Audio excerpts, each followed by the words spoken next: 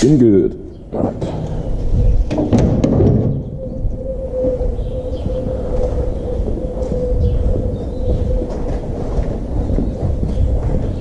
Right. First job. And sort out a tree that's fallen on the fence. Just going to show you a quick little trick that I've learned driving this machine. Basically, this has been parked up all night. Now I'm going to go and put on the grab.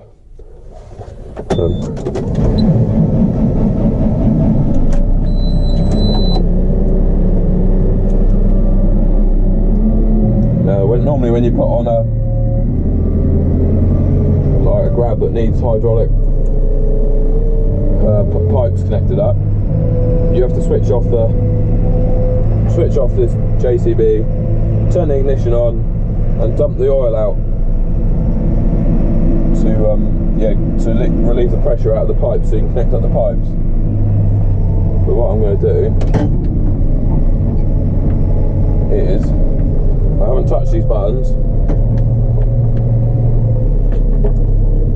going to pick up the grab.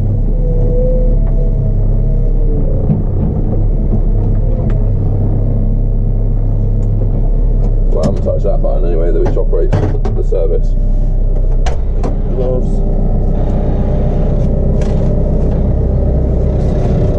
Get in there. Stand there with you, buddy. Don't run me over.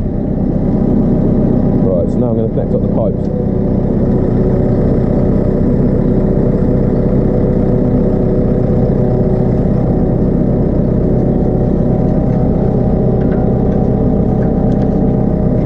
Just like that. No pressure. And then I'm going to get in the cab and push these locking pins out. So I'm going to push on that there. And it will push the locking pins out, but it'll also open up the grab a little bit. And now you twist that to lock the locking pins.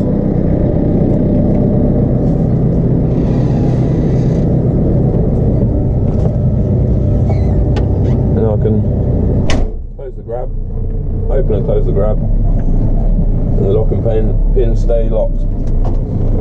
It's just a little trick I've learned from using the machine, so that you don't have to turn it off and dump the pressure out. It only works when the machine's not been used for a few hours, because there's no pressure left in the pipes. Right, put you on the helmet on the chainsaw helmet. So I've got a tree. I'm just about to stuff in the hedge. I'm just going to cut it in half. It was on the fence. Hang about, you're upside down for some reason. Upside down? No, I don't think so. Right, yeah, it was on the fence back up there. I thought I was recording, but I hadn't pressed the record button. I quickly cut it.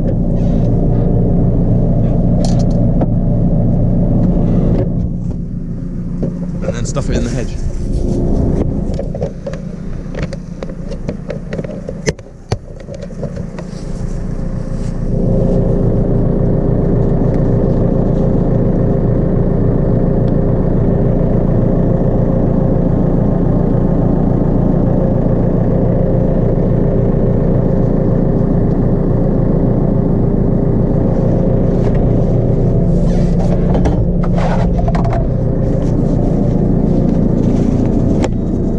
MS251.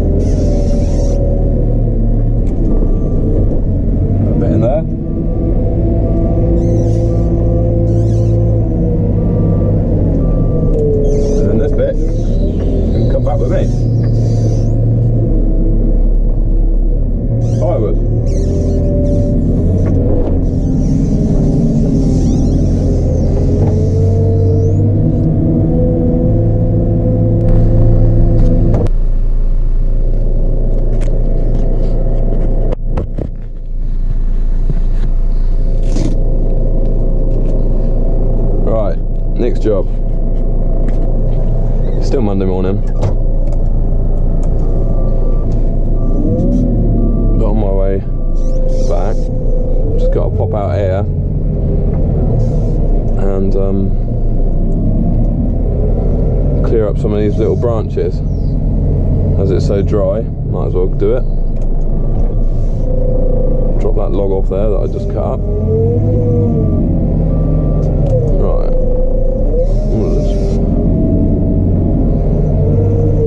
Yeah, basically when I was out here hedge cutting, I sawed off a load of these little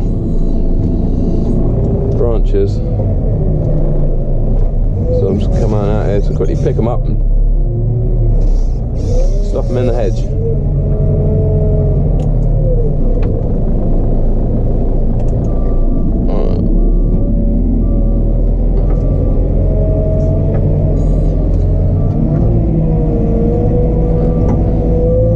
There's one back here I'll quickly go and get.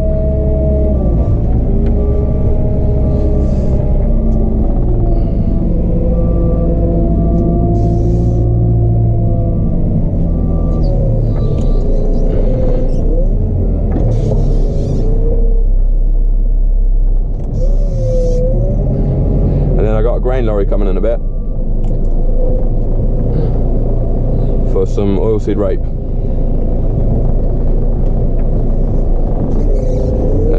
We haven't got much oilseed rape left now. We're down to the last load or two. So yeah, I should be loading that later on this morning, and then going hedge cutting for the rest of the day.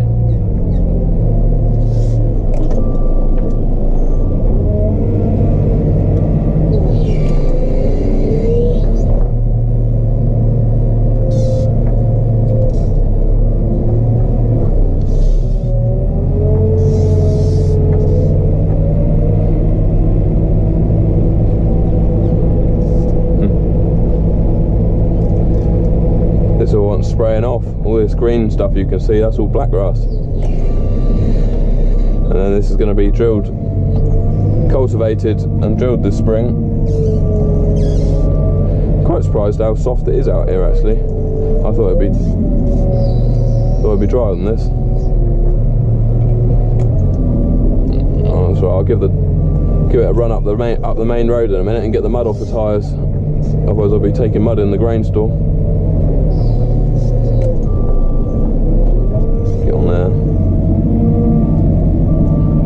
Get all this cleared up over here. Good job done.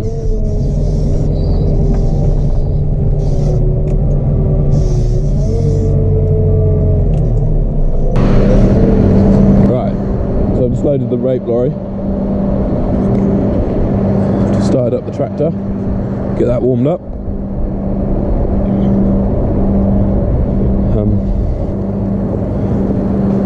And this is all I've got left.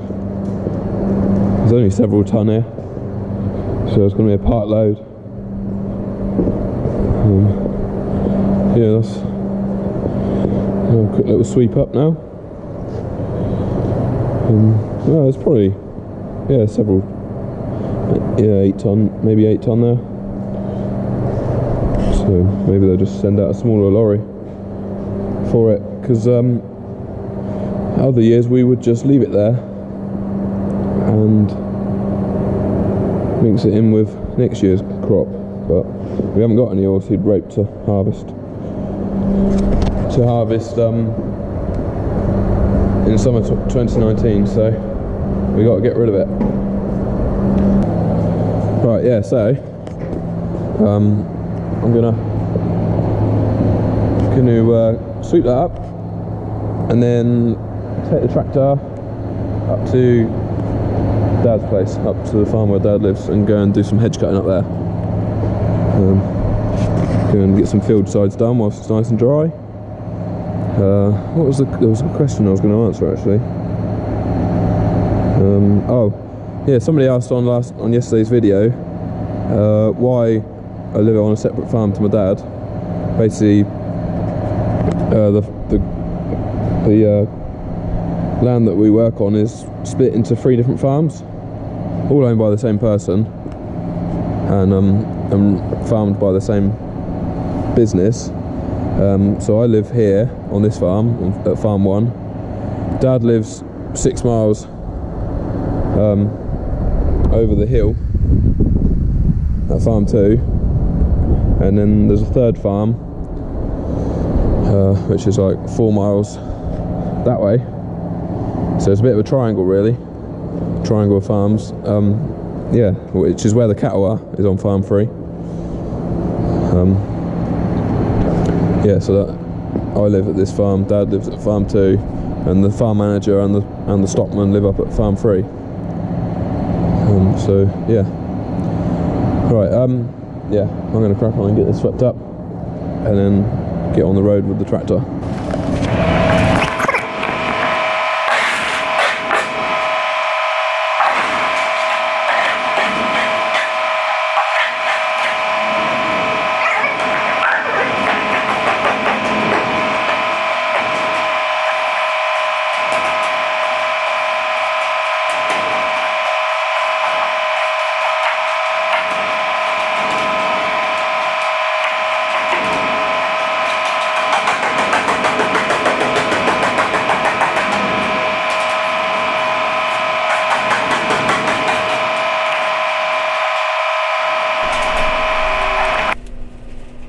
Hi guys, how's it going? It's Tuesday afternoon. As you can see, I'm hedge cutting. Hopefully you can see alright. I'm just sort of perched on the side. Yeah, it's a bit dark and gloomy this afternoon. Occasionally it starts drizzling a little bit, but it is very dry up here, surprisingly for this time of month. Wet day jobs are actually starting to build up a little bit. I've got work to do on both the drills, work to do on the combine. Yeah, it's very nice and dry. Not even got mud on the tyres or anything. You can pretty much go anywhere. Normally we got, there's puddles in the sides of the fields and stuff, but it's very, very dry. Considering we had quite a wet month in December, well, the first half of December anyway, that was all quite wet, but it all seems to have disappeared. We got the new chainsaw turned up yesterday, the MS661 with a 30-inch bar on it, so that will probably be in next week's video. We'll have a bit of a look at that and a bit of a play with that, get it running. We're going to cut up that, finish cutting up that ash tree, what started last week. Right, that's that hedge done. I'm going to go next.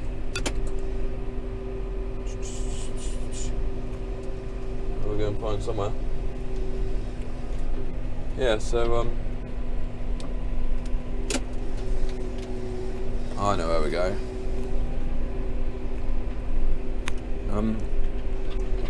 Yeah, that's about it really. Got to go on rat poison course tomorrow. Let's see if I got the paperwork in here. Explain to you exactly what I'm going to do.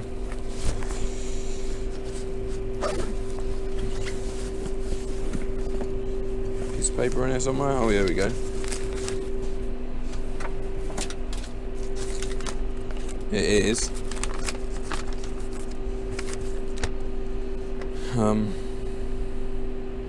responsible and effective control of commensal rodents, Lantra certification. It's from 9 AM till 4 o'clock. God knows how we're going to talk about rat poison all that time. But yeah, that's going to be great fun. You never know. If I learn anything, I'll let you know. Right. Yeah, I'm going to go find some more hedge cutting today. Let me know if there's anything you want to know about hedge cutting. I think I've covered most of it.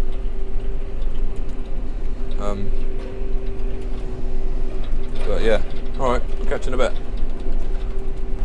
Right, how are we doing? comfy. Just go outside for a pee. It's bloody cold out there today. It's Thursday, by the way. Yeah, it's only saying 2.5 degrees out there. It's nice comfy 21 in here. This is definitely the place to be when it's cold. Yeah, so as you can see, I'm hedge cutting again. It's really sunny as well actually today, so I'm struggling a bit. I know it's nice to have sun, but it's not very nice for the hedge cutter man. You've always got your sun in your eyes, but I guess it's probably better than rain. Oh, we did actually have some rain yesterday. That was me saying it was so dry. Well, it hasn't really. All it's done is dampen the dust.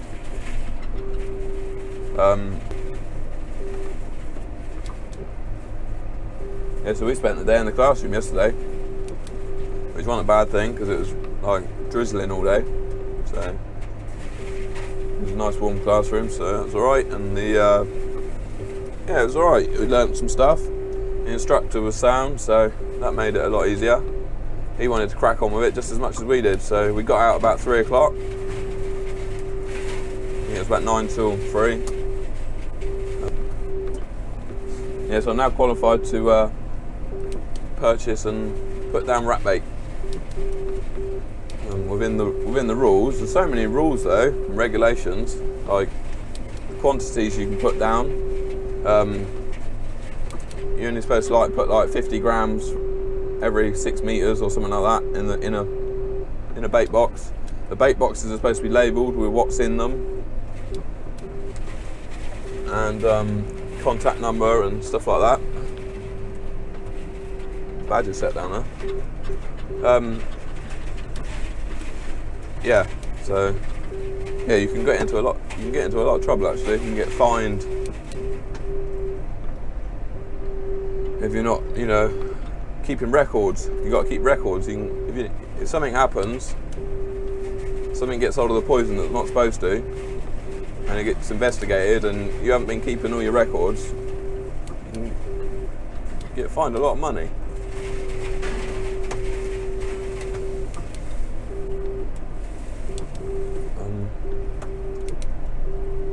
Yeah, basically, they're just sort of saying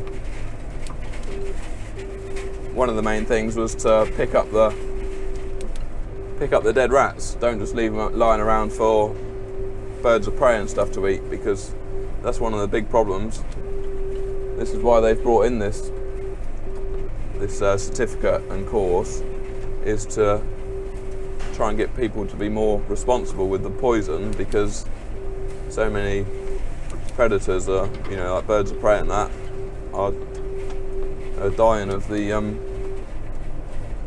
poison, where they'll eat the poisoned rats. So yeah, it's just common sense really. Burn the dead rats to get rid of them. Do you know they can actually breed up to 12 times a year, female rat. The gestation is 21 days. Within 12 hours, they're ready to conceive again. So in the perfect conditions, they're up to 12 times a year. Disgusting things, rats. They give me the creeps. I hate them. Anytime I like them, when I'm looking down the barrel of the shotgun at them.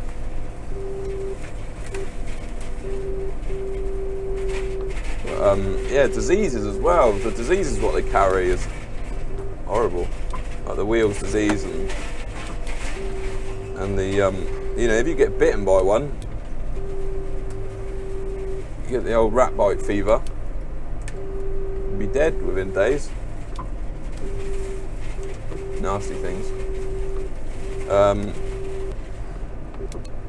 the other thing that he said was, if you don't actually need to use poison, don't use it. Trap them. You can get really good traps that go into the bait boxes now. And if you can, just trap them. Don't actually use poison if you don't need to. And it's more fun trapping them as well, isn't it? You actually bit of satisfaction out of it. And mice as well. They talked about mice. It's illegal to bait mice outside, like field mice and that. You're allowed to bait them inside a building.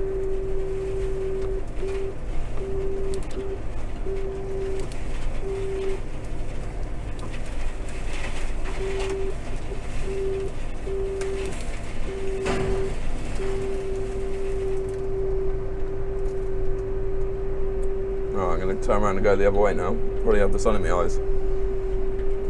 But yeah, so that was the old rodenticide course.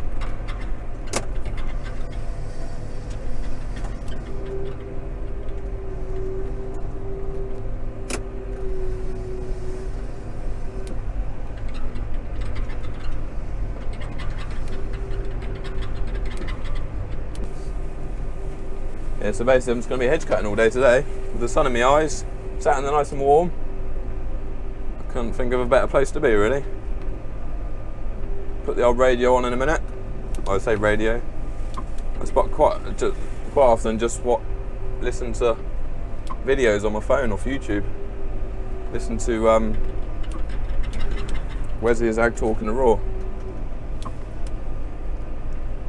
But, Dad's loading grain today. I think he's got a grain lorry in at the moment. He's got barley going.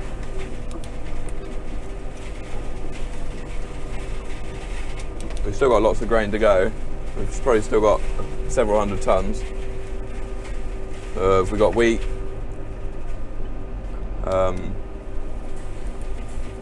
spring oats and winter oats to go. Dad's loading barley as we speak, out of the grain store, not with the JCB. We've got about 10 tonne of oilseed rape left to go.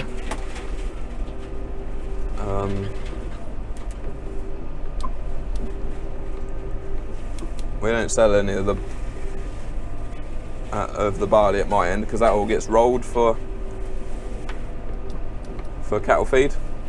Goes through the roller. But, yeah, wheat, barley, oats, oilseed rape. Gonna have a lot of corn this summer because all the ground we haven't got any oilseed rape, and all the ground would have been oilseed rape is going to be oats and spring barley. So obviously that takes up a lot more space than what the oilseed rape would have. So we'll probably be pretty full this summer. All going well.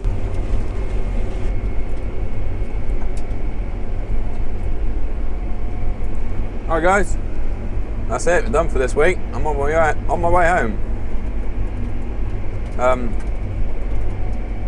Yeah, all I did today was hedge cutting, so nothing very interesting to film.